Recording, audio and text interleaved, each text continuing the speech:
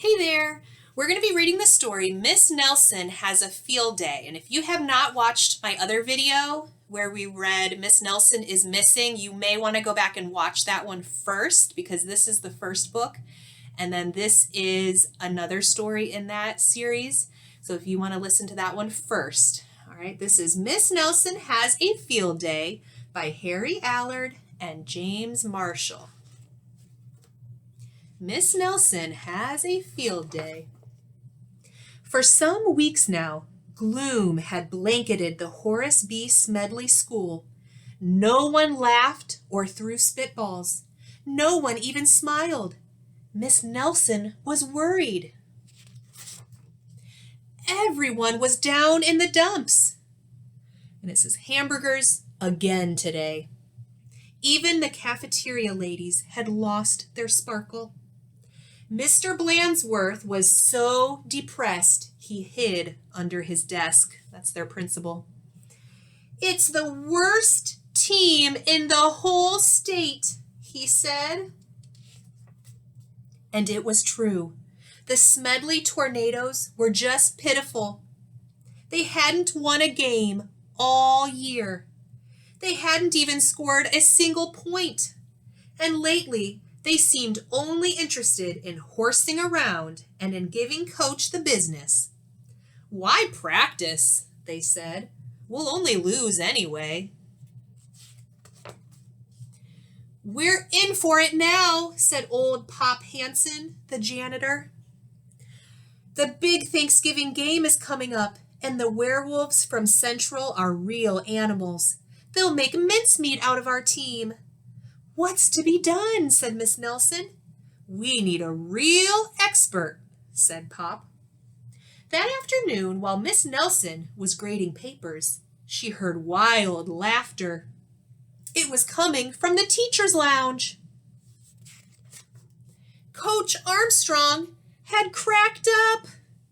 He's going crazy. I'll make us a fresh pot of coffee, said Miss Nelson. When Coach had calmed down, Miss Nelson took him in a taxi. You need a nice long rest, she said. The next day it was announced over the PA that Coach Armstrong would be out for a long time with the measles. Who will take his place? Said the kids.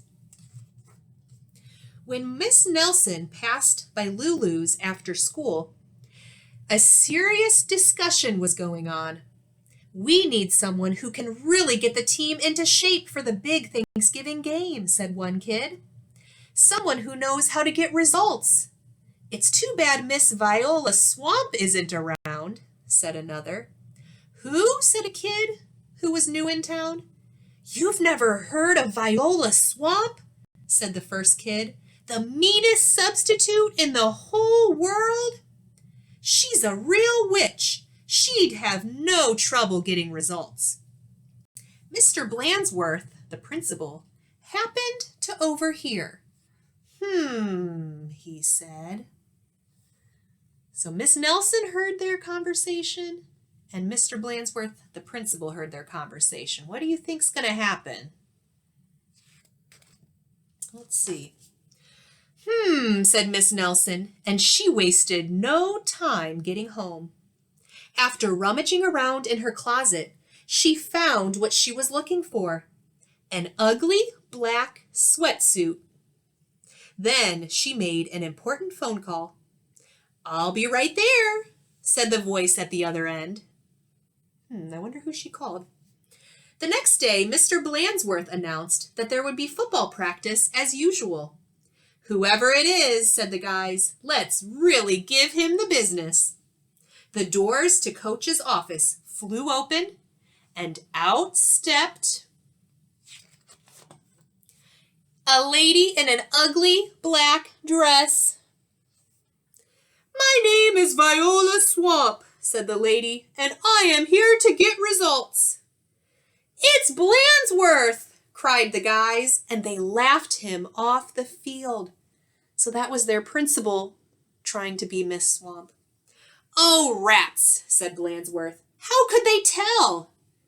Just then, the guys heard the sound of squeaky tennis shoes.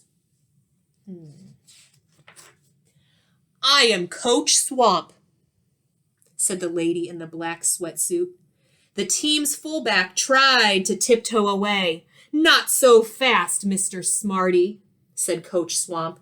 Wow, said one of the guys. Did you see that tackle?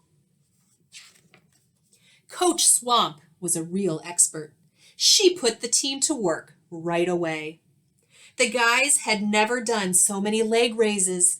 More, said Coach Swamp. They had never run so fast. Faster, yelled Coach Swamp. This is murder, said the guys. Pipe down, said Coach Swamp. In only a matter of days, the Smedley Tornadoes were looking better. Coach Swamp really gave them the business. Mr. Blandsworth was a little puzzled, however. Who is that Miss Swamp? He said. Maybe Miss Nelson knows. I'll go ask. And based on our last book that we read about Miss Nelson, do you think Miss Nelson's going to be in her room? Miss Nelson was busy grading papers when Blandsworth looked in. I don't want to disturb her, said Blandsworth. She probably doesn't know anyway. So Miss Nelson was there. So who do you think this is? Down on the field, Coach Swamp was having a little talk with the team. And her shirt says, Coach, and don't you forget it. And don't ever think you can horse around again, she said, because the swamp will be watching. When Coach Armstrong returned after his rest, he was very surprised by what he found. The guys played like a real team. How did this happen? Said Coach Armstrong. Said the guys. On Thanksgiving Day, the Tornadoes clobbered the Werewolves 77-3.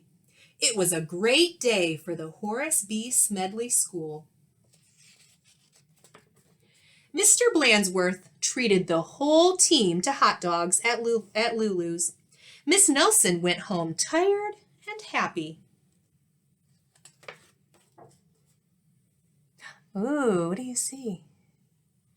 Sometimes you just have to get tough, she told her sister Barbara. And by the way, thanks for filling in for me.